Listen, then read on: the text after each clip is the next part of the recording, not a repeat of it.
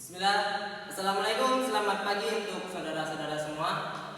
Sebelumnya saya mengucapkan terima kasih kepada dosen pengampu mata kuliah pengantar ilmu lingkungan Bapak Rizky yang telah memberikan kesempatan kami walau secara visual dari video ini untuk mempresentasikan hasil kerja lapang kami.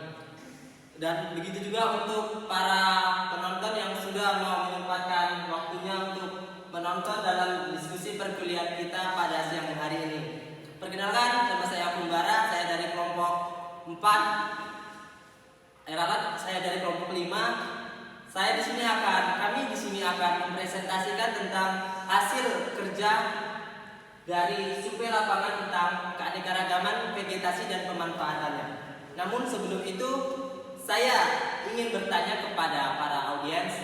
Para audiens di sini pastinya sudah mengetahui tentang apa sih? Sudah memahami tentang keanekaragaman vegetasi dan pemanfaatannya. Nah, sedikit keanekaragaman vegetasi dan pemanfaatannya merupakan sebuah lingkungan yang dimana kita tempati saat ini. Misalnya di lingkungan persawahan yang terdapat berbagai keanekaragaman vegetasi seperti tumbuhan, hewan yang dipengaruhi oleh 3 unsur utama, yaitu unsur biotik, unsur abiotik, dan unsur sosial, yang dimana ketiga unsur itu saling berkesinambungan satu sama lain yang dapat mempengaruhi jalannya sebuah kehidupan lingkungan di area tersebut. Nah, jadi dimanapun kita berada, kita tidak terlepas dari keanekaragaman vegetasi. Baik, selanjutnya untuk langsung saja pada keanekaragaman gen. Nah, keanekaragaman gen ini merupakan keanekaragaman vegetasi tingkat gen yang terdapat di daerah lingkungan lahan kampus Politani. Yang hasil survei kami akan dibacakan oleh Dina Dwi Ami.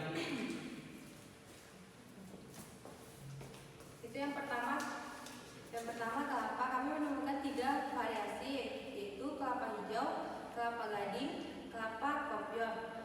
Yang pertama kelapa hijau, bisa teman-teman lihat titik koordinatnya di depan. Manfaatnya yaitu dapat membantu pencernaan untuk mengatasi dehidrasi dan sebagai obat. Yang kedua kelapa gading, bisa teman-teman lihat titik koordinatnya di depan. Manfaatnya yaitu meningkatkan daya tahan tubuh, baik untuk kesehatan tulang dan menyehatkan pencernaan. Yang ketiga kelapa kopior, bisa teman-teman lihat titik koordinatnya di depan. Manfaatnya yaitu mengatasi dehidrasi, menambah sistem kekebalan tubuh, dan melancarkan pencernaan.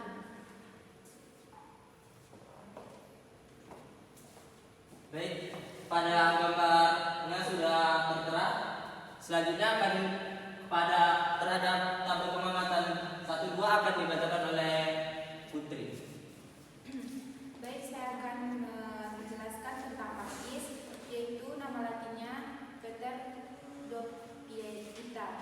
Pakis terbagi 3, yaitu pakis purba, pakis sejati, dan pakis Boston. Titik koordinatnya dapat dilihat di depan. Dan manfaatnya yaitu pakis purba, yaitu seratnya dapat dijadikan sebagai pengganti kapas pada kasur atau sejenisnya. Daunnya dapat dijadikan sebagai atap rumah tradisional sebagai bahan pembuat amplas. Dan pakis sejati dapat dimanfaatkan sebagai tanaman hias untuk menghiasi tanaman. Pakis Boston dapat bermanfaat untuk membantu menghilangkan polutan berbahaya yang ada di lingkungan. Baik, saya kembalikan pada moderator. Lanjut.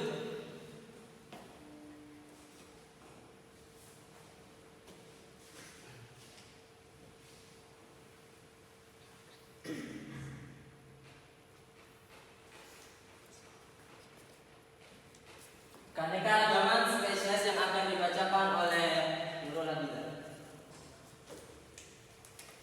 Keanekaragaman vegetasi tingkat spesies yang terdapat di daerah lingkungan lahan kampus Politani. Pada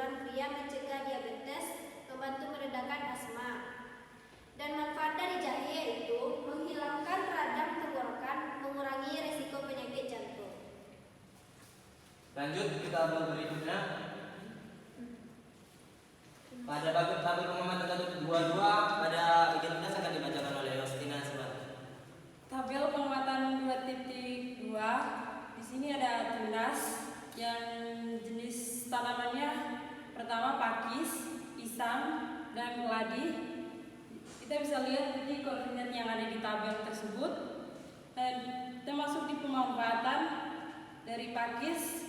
Pemanfaatan pertama, menjaga kesehatan mata, meningkatkan sistem kekebalan tubuh, meningkatkan kesehatan kulit, mengurangi risiko penyakit jantung. Kedua, pisang manfaatannya kayak akan antioksidan, baik untuk kesehatan jantung, dapat diturunkan berat badan, membantu dalam proses penurunan berat badan.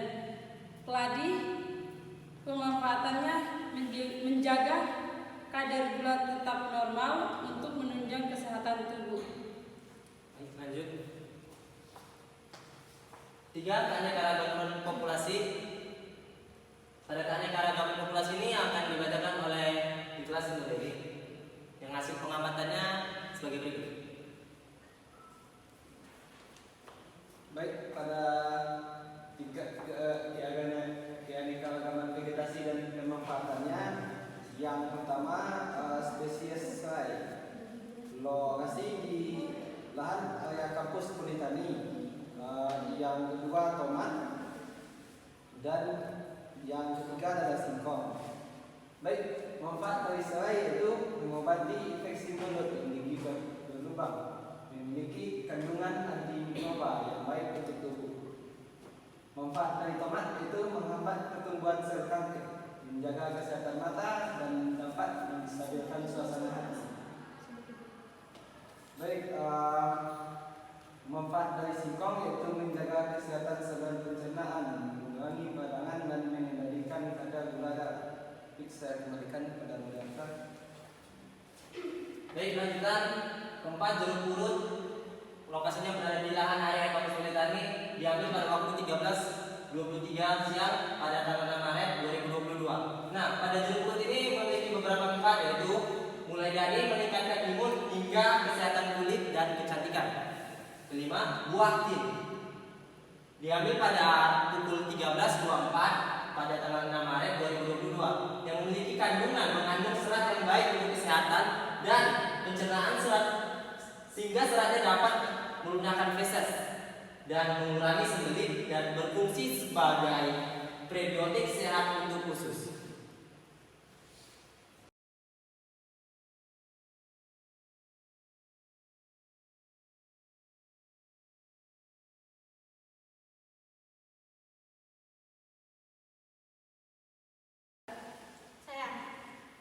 Baik, pada Akila saya persilakan. Baiklah, di sini saya akan memberikan pertanyaan kepada kelompok 5. Apa saja yang mempengaruhi dari keanekaragaman tingkat gen? Terima kasih untuk kepada Akila yang telah bertanya kepada kami. Baiklah, jawaban akan dijawab oleh Putri Hanian. Baiklah, saya Putri Haniandri, 053 akan menjawab pertanyaan dari Akila, yaitu faktor yang mempengaruhi faktor yang mempengaruhi gen, yaitu 1. Faktor lingkungan, kedua faktor perkawinan silang, ketiga perkawinan antara dua individu makhluk hidup sejenis. Penyebabnya keanekaragaman individu dalam suatu spesies berupa varietas yang terjadi secara alami atau buatan. Sekian dari saya. Kembali pada moderator.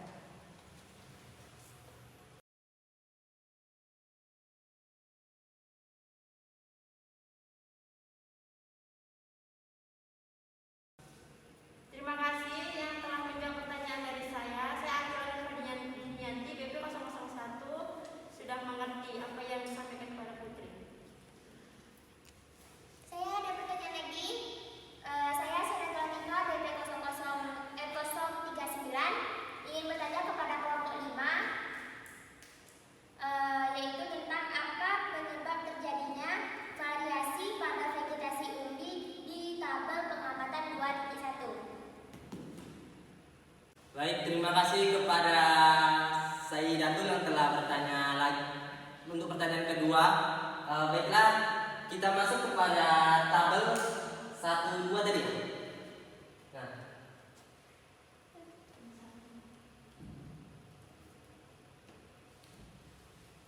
sebelumnya